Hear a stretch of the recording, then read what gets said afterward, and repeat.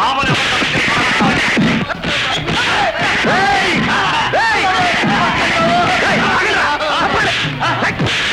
తాత ఎందుకురా కొడుతున్నారు? మాకు మామూలు మామూలు ఎందుకు ఇవ్వాలరా మీకు? సముద్రం చేపలు పడుతున్నారా?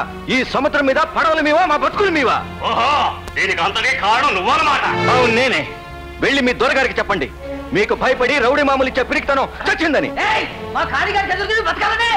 సముద్రంలో తుఫాన్ వచ్చినప్పుడు భయపడలేదు, వేటకెళ్ళినప్పుడు తిమ్మింగలానికే భయపడలేదు. మీ కాలిగాడికి ఎందుకు భయపడాలరా? చదువుకున్నవాడు మాటలంటే చట్లు నాకాల్సిందే బాబు. ఇదిగో మీ మామూలు తీసుకురా. వీళ్ళకి భయపడి కుక్క నోటికి చాప ముక్కిచ్చినట్టు రూపాయలు ఇవ్వడానికి వీల్లేదు.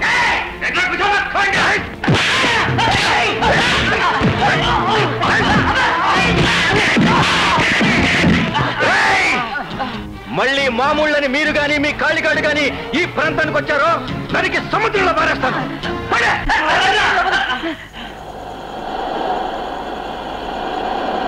వీళ్ళని నమ్ముకుని ఆ కాళిగాడితో తగాదా పెట్టుకున్నావు.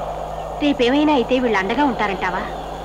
వాళ్ళు అండగా ఉంటారని కాదే ఎదురు తిరిగింది, వాళ్ళ జీవితాలు బాగు చేయటం కోసం.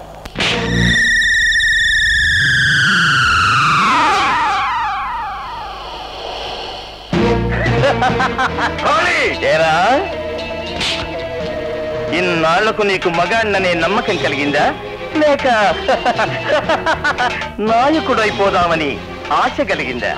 మనిషి నేనన్న నమ్మకం కలిగింది. నేల మీదని అధికారం సముద్రం మీదకి వస్తే ఇన్నాళ్ళు అమాయకులు సహించారు. ఇక మీద సముద్ర తీరంలో గుట్టి గవ్వను కూడా నీ అధికారంతోనూ రౌడీజంతో తీసుకెళ్ళడానికి వీలేదు. ఏమిట్రా కూసా?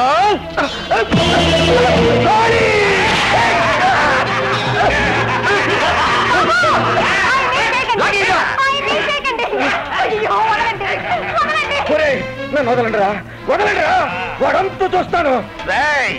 నిన్ను వదిలేస్తే ఇక్కడున్న ప్రతి చాపిల్ల నా మీద ఎదురు తిరుగుతుంది. ఇంకా నువ్వు ఉండడానికి వీల్లేదు.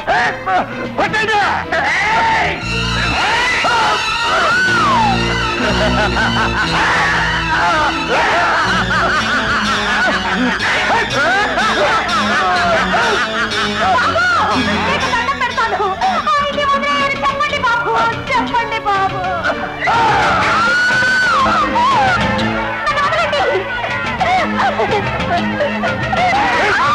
అలా గుడ్డప్పగించి చూస్తారేమిట్రా?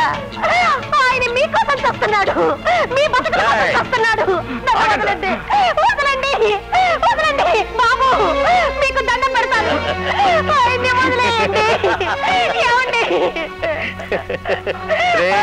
నువ్వు పోయాక నీ పెళ్ళ ముండ మొక్కగా ఎట్లా ఉంటుందో ఒక్కసారి చూసుకోరా, తృప్తిగా చూసుకోరా.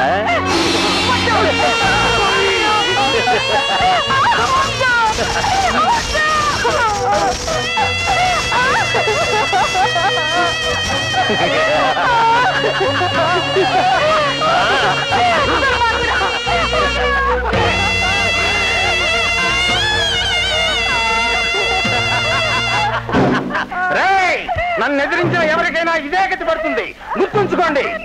రండిరా.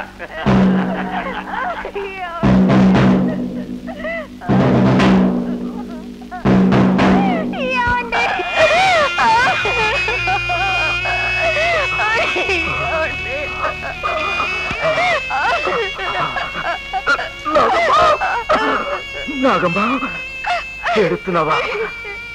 ఎడోకే, నీ కళ్ళల్లో నీళ్లు కారకూడదే. నిప్పులు నిప్పులు కురవాలి, నిప్పులు కురవాలి. ఆ కాళీగాడిని ఎదిరించే ధైర్యాన్ని పెంచుకో.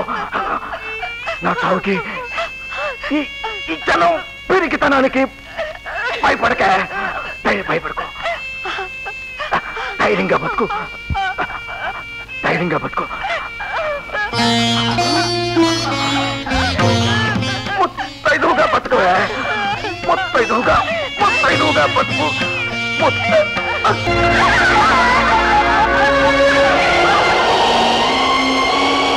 ఆ దారుణం మరిచిపోకుండా ఉండటానికేనమ్మా ఈ బొట్టు తాళి ఇంకా ఈ ఒంటి మీద ఉంచింది.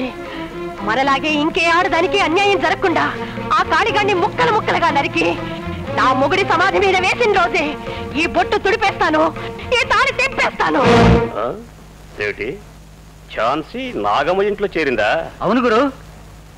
ఏం లాయర్ గారు, నాగమ్మ ఇంట్లో చేరితే మనకేం ప్రమాదం లేదు కదా? కొంచెం ఆలోచించాల్సిన పాయింటే మరి. అమ్మా, నాగమ్మ గారి ఇల్లు ఇదేనా? అవునండి. మీరు? మేము ఝాన్సీ తల్లిదండ్రులం. అలాగా, రండి కూర్చోండి. అమ్మాయి మీ గురించి అంతా రాసిందమ్మా. మీరు చేసిన మేలు జన్మలో మర్చిపోలేం. నాదే ఉందండి. సాటి ఆడదానిగా నా చేతనైన సాయం చేశాను. మీరు కూర్చోండి, అమ్మాయిని పిలుస్తాను. అమ్మా, నాన్న, అమ్మా, ఝాన్సీ, అమ్మా, ఎంత ఘోరం జరిగిపోయింది తల్లి. ఊరుకోమ్మా, ఊరుకోమంటుంటే నేను ఇలా చూడడానికి నా తల్లి మేము బ్రతుకుంది. ఇప్పుడు ఏమైందనమ్మా? ఊరుకోమ్మా, ఊరుకోమ్మా. ఇప్పుడు ఏం జరిగిందని ఏడుస్తున్నావు? జరిగింది చాలదా తల్లి? ఏడోకమ్మా. ఏమిటే పిచ్చిదానా, ఎందుకలా ఏడుస్తావు? ఊరుకో. తల్లి ప్రేమ నీకు అలా అనిపిస్తుంది గాని మన ఝాన్సీ తీసుకునే ప్రతి నిర్ణయంలోనూ నిజాయితీ ఉంటుంది. అమ్మా, అంత బలమైన నిర్ణయం తీసుకునే ముందు నీ మనసు పడిన తప్పన నేను ఊహించగలను. చాలు నాన్న, తండ్రి గారి సమర్థన నాకు చాలు నాన్న. మగదిక్కు లేని ఆడదాని బ్రతుకు ఎంత నరకమో నీకు తెలియదు. ఈ లోకం ఎంత హీనంగా చూస్తుందో ఆలోచించావా? అమ్మా, నన్ను గురించి ఆలోచించిన లోకాన్ని గురించి నేనెందుకమ్మా భయపడాలి? ఇలా పంతాలకు పోయి నీ కాపురాన్ని పాడు చేసుకుంటావా? ఏమిటే నువ్వు అనేది? నా తల్లిది పంతమా? కాదే, ఏనాటికి కాదు. పెళ్లి పీటల మీద 3 ముళ్ళు వేసిన వాడు కాడే భర్త, జీవితంలో పడే ముళ్లను విప్పగలిగిన వాడే భర్త, అగ్ని చుట్టూ 7 అడుగులు నడిచిన వాడు కాడే భర్త, అగ్నిగోళం లాంటి ఈ సమాజంలో తన భార్యను కాపాడుకోగలిగిన వాడే నిజమైన భర్త. నాన్న, అమ్మా, ఈ ఒంటరి బ్రతుకు నీకెందుకు తల్లి? నేను ఇంకా బతికే ఉన్నాం. పద, మన ఇంటికి వెళ్ళిపోదాం. పదమ్మా. వద్దు నాన్న, వద్దు. కన్యాదానం చేసినాడే కనతండ్రిగా నీ బాధ్యత తీరింది. పరాయి ఇంట్లో అడుగు పెట్టిన ఆడది పుట్టింటికి చుట్టపు చూపుగానే రావాలి గాని బ్రతకటానికి రాకూడదు. నన్ను పెంచారు, చదివించారు, నా కాళ్ళ మీద నేను నిలబడగల శక్తి నాకు ఇచ్చారు. అంతకంటే నాకేం కావాలి? అమ్మా ఝాన్సీ, నాన్న, నా బ్రతుకుదారిలో నడిచే ఓపిక, ధైర్యం కలకాలం ఉండాలని నన్ను ఆశీర్వదించండి. అంతే చాలు. అమ్మా ఝాన్సీ, నిన్ను చూస్తూ నీ కన్నతండ్రిగా నేను చాలా గర్వపడుతున్నానమ్మా. నీ ఆత్మశైర్యమే నిన్ను కాపాడుతుంది తల్లి. నీ ఆత్మశైర్యమే నిన్ను కాపాడుతుంది నాన్న. అమ్మా.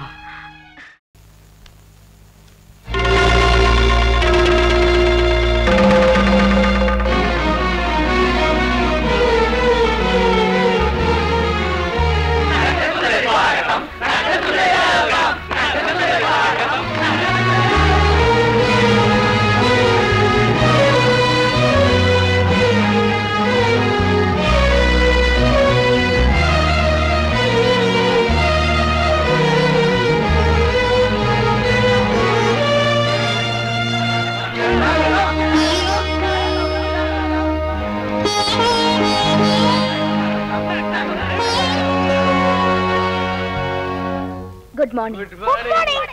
ఈ బొమ్మలు ఎవరేశారో గాని చాలా అందంగా వేశారు. ఎవరేశారో తెలుసుకోవచ్చా? చాలా సంతోషం.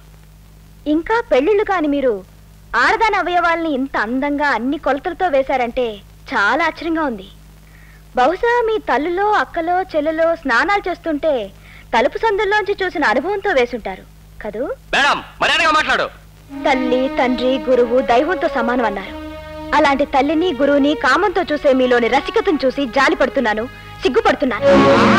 నడిబజారులో బట్టలు ఇప్పించుకున్నప్పుడు లేని సిగ్గు ఇప్పుడు ఎందుకమ్మా?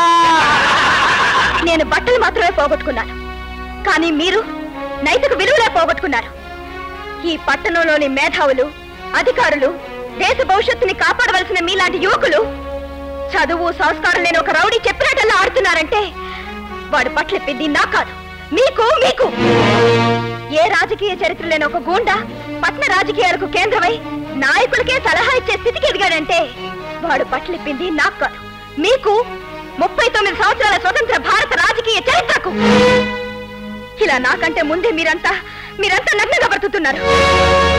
రేపు మీ తల్లుని నడిబజార్లో నిలబెట్టి నాకు చేసిన పనే చేస్తే మీ జన్మకు కారణమైన ఒక ఆడదాని అసహాయతను చూసి సిగ్గుపడతారో, చేతకాక ఊరుకోసుకుంటారో ఆలోచించండి. బట్టలోడదీస్తే నేనే కాదు, మీ అమ్మలు, అక్కలు, చెల్లెళ్ళు అందరూ ఇలాగే ఉంటారు.